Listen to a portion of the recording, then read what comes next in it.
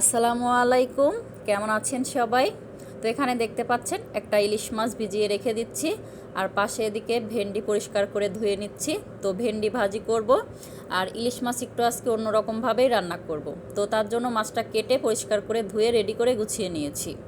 তো চুলায় একটা কড়াই বসিয়ে তার মধ্যে পরিমাণ মতো মাছ দিয়ে দিচ্ছি, তো যে পরিমাণে মাছ লাগবে আর কি। এখন দিয়ে দিচ্ছি হচ্ছে কিছুটা পরিমাণে পেঁয়াজ কুচি, তো বেশ অনেকটা পরিমাণে দিয়ে নিয়েছি।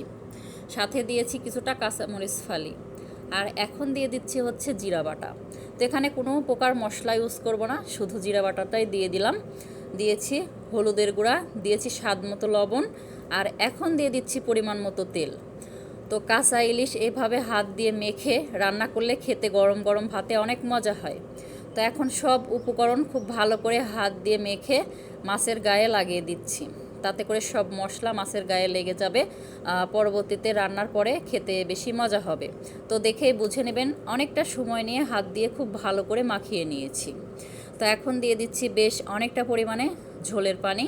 তো যেহেতু এটা হচ্ছে একটু ঝোলঝোল করেই রান্না করব, তো এর জন্য দিয়ে দিলাম বেশ অনেকটা পরিমাণে পানি।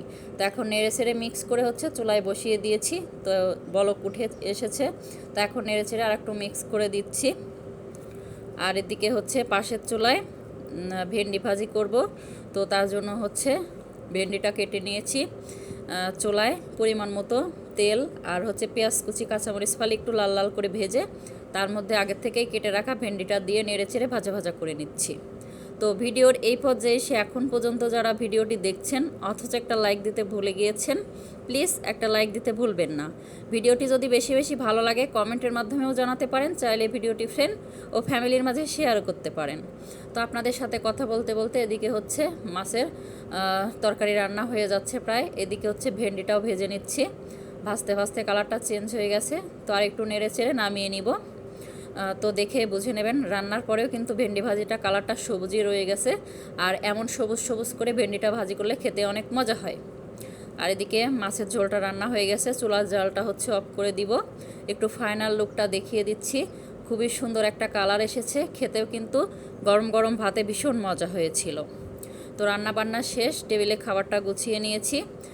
তো এদিকে ঝোল ঝোল করে পেঁয়াজ দিয়ে ইলিশ মাছ রান্না করেছি, সাথে হচ্ছে ভেন্ডি ভাজি করে নিয়েছি। এই ছিল দুপুরে রান্নাবান্না ও খাওয়া দাওয়ার আয়োজন।